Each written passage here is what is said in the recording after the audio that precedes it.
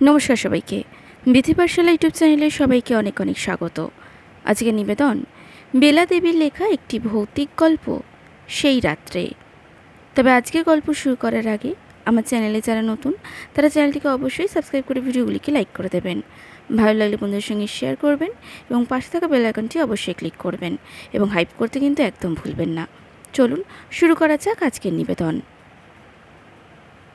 আমি, সুজিত, বিমল, সমীর, মানস, আমরা 5 বন্ধু আমাদের অন্যতম বন্ধু ধীমানের আমন্ত্রণে তার গ্রামের বাড়ি নয়ন সুখে গিয়েছিলাম তার বিয়ের বৌভাত উপলক্ষে। সেই স্কুল জীবন থেকেই আমাদের 6 জনের মধ্যে বন্ধুত্ব। স্কুলে একসঙ্গে পড়তাম, কলেজ জীবনেও একই সঙ্গে কাটিয়েছি। তারপর আজ বছর 3-4 গাঁটছড়ায় গিট খুলেছে, মানে যে যার কর্মক্ষেত্রে এদিক ওদিক ছড়িয়ে ছিটিয়ে পড়েছি। ধীমানের প্রচুর জমি জিরেত। বিএ পাশ করার পর সে অন্য কোনো কাজে না গিয়ে বৈজ্ঞানিক প্রথায় চাষ করে। সে বিশেষ অনুরোধ করে আমাদের 5 বন্ধুকে লিখেছে।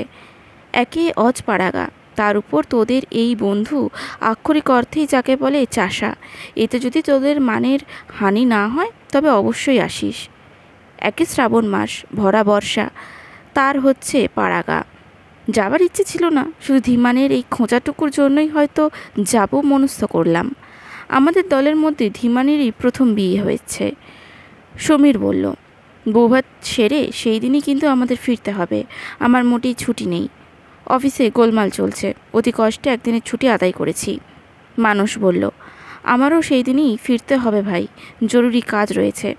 এদিকে আমি, বিমল আর সুজিত একসঙ্গে দক্ষিণ ভারত ঘুরতে যাব ঠিক করেছি।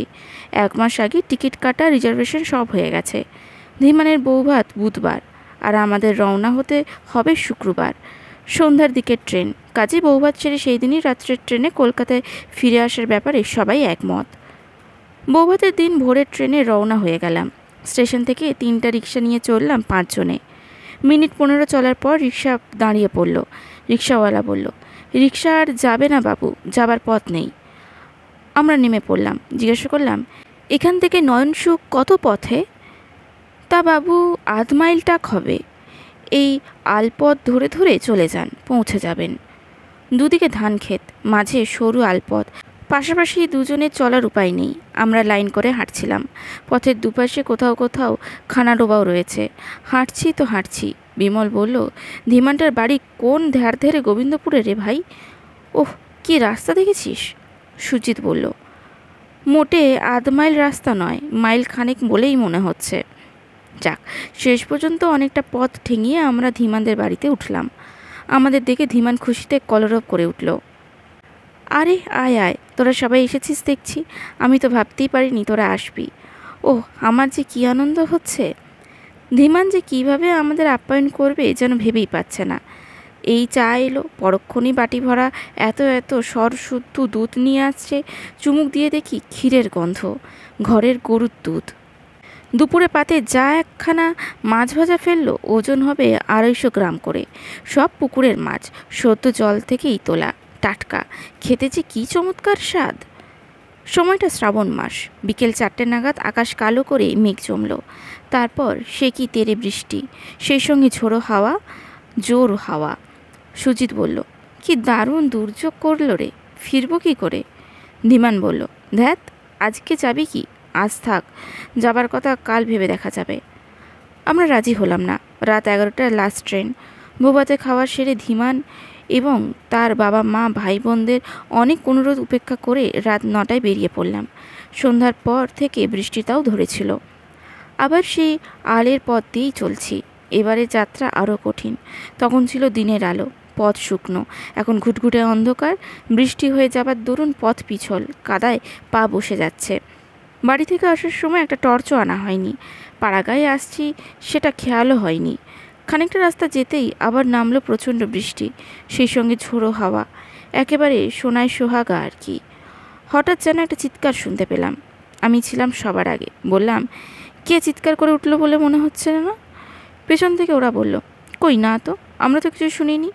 আর শোনা যাবে কি, বৃষ্টি আর হাওয়ার যা শব্দ। যাবার পথে স্টেশন থেকে রিক্সা পাওয়া যায়। ফেরার পথে রিক্সাও পাওয়া যায় না, তার মানে পুরো রাস্তায় হেঁটে যেতে হবে। বড় রাস্তায় পার হয়ে দেখি বড় ঝড় বৃষ্টিতে ইলেকট্রিকের তার ছিঁড়ে গেছে, তাই গোটা এলাকা অন্ধকার। অন্ধকারও এবার আমাদের খেয়াল হলো দলে আমরা 4 জন আছি, আরেকজন কই? কারোর মুখ দেখতে পাওয়া যাচ্ছে না। আমি জিজ্ঞাসা করিতে একে একে সাড়া দিল সুজিত, বিমল, সমীর। মানুষ? মানুষ কোথায়? মানুষ সবার পেছনে আসছিল। সে কি খুব বেশি পিছিয়ে পড়েছে? হঠাৎ আমাদের সামনের দিকটা অনেকটা তফাৎ থেকে মানুষের সাড়া পাওয়া গেল। এই, আমি আগে আছি, তোরা আয়। তাজ্জব ব্যাপার, আলের সরু পথে একজনকে পাশ কাটিয়ে তো আরেকজনের এগিয়ে যাবার জোই নেই। মানুষ সবার পেছন থেকে সবার আগে গেল কি করে? যাক, আবার হাঁটতে লাগলাম। মানুষ আগে, আমরা পেছনে। এই দুর্যোগে পেছল পথে পা টিপে টিপে হাঁটতে গিয়ে আমাদের পাক্কা 2 ঘন্টা সময় লেগে গেল স্টেশন পৌঁছতে। স্টেশনে পৌঁছে দেখি গাড়ি ছাড়তে আর 1 মিনিট বাকি। দৌড়ে গিয়ে একটা কামরায় উঠে পড়লাম। যাবার পথে ফিরতি টিকিট কেটে রেখেছিলাম। ওঠার সঙ্গে সঙ্গেই গাড়ি দুলে উঠল। আবার দেখলাম আমরা 4 জন, মানুষ ওঠেনি। আরে, মানুষ তো ওঠেনি, ট্রেন ছেড়ে দিচ্ছে যে। দরজা খুলে গলা বাড়িয়ে দেখি ট্রেনের দিকে ছুটে আসছে মানুষ। হাত নেড়ে চেঁচিয়ে বলল, ভাবিস নে, আমি পাশেই উঠছি। ও লাফিয়ে অন্য কামরায় উঠতে দেখলাম। বিমল বলল, মানুষটা যে কী উল্টোপাল্টা কাণ্ড শুরু করলো দেখ। এই দেখি সবার পেছনে, আবার দেখি সবার আগে। আমাদের আগে হেঁটে এলো, আমরা উঠে পড়লাম আর ওই উঠতে পারলো না। আমি বললাম, উঠেছে অন্য কামরায়। রাত্রের ট্রেন, ভিড় নেই, বেশ ফাঁকা ফাঁকা। বৃষ্টিতে একেবারে ভিজে গিয়েছিলাম। কিট ব্যাগ থেকে তোয়ালে বের করে গা মাথা মুছে জামা কাপড় পাল্টে আয়েশ করে বসলাম। সেই ভোরবেলা থেকে ধকল যাচ্ছে, তার উপর একটা পথ হাঁটার পরিশ্রম। গাড়ির দুলুনিতে ঢুলতে ঢুলতে ঘুমোতে ঘুমোতে ভোর রাত্রে হাওড়া পৌঁছে গেলাম। মানুষের সঙ্গে আর যোগাযোগ হলো না। সমীর বলল, মানুষটা এমন ইয়ার্কি শুরু করলো কেন রে? ওর কি হয়েছে বলতো? আমরা যে যার বাড়ি ফিরলাম। শুক্রবার সকালেই সে মর্মান্তিক খবরটা জানতে পেরেছিলাম। ধীমানদের বাড়ি থেকে স্টেশন আসার পথের পাশে একটা ডোবার মধ্যে মানুষের মৃতদেহ দেখতে পাওয়া গেছে পরের দিন সকালবেলা। মুখে মুখে খবরটা ছড়িয়ে পড়ায় ধীমানরাও কৌতূহলী হয়ে দেখতে এসেছিল। ওরাই মৃতদেহ শনাক্ত করে। ওখানকার পুলিশ কলকাতা পুলিশকে খবর জানায়। কলকাতা পুলিশ মানুষদের বাড়িতে খবর দিতে গেছে। ঝড় বৃষ্টির মধ্যে আমিও তাহলে চিৎকারটা ঠিকই শুনেছিলাম। পা হড়কে ডোবায় পড়ে যাওয়ার সময় মানুষই চিৎকার করে উঠেছিল। মানুষ সাঁতার জানতো না, তাই ডুবে মরল। সে আমাদের থেকে বেশ খানিকটা পিছিয়েও পড়েছিল এবং সে সময় প্রচণ্ড দুর্যোগ চলছিল বলে এত বড় ঘটনাটা ঘটে গেল, অথচ আমরা টেরও পেলাম না। কিন্তু আমি কি দেখলাম? আমি একা নই, আমরা সবাই দেখলাম। চোখের ভুল কি সবার একসঙ্গে হয়? আজকে গল্পটি কেমন লাগলো কমেন্টে অবশ্যই জানাবেন। ভালো লাগলে লাইক করবেন, বন্ধুদের সঙ্গে শেয়ার করবেন এবং পাশে থাকা বেল আইকনটি অবশ্যই ক্লিক করবেন। নমস্কার।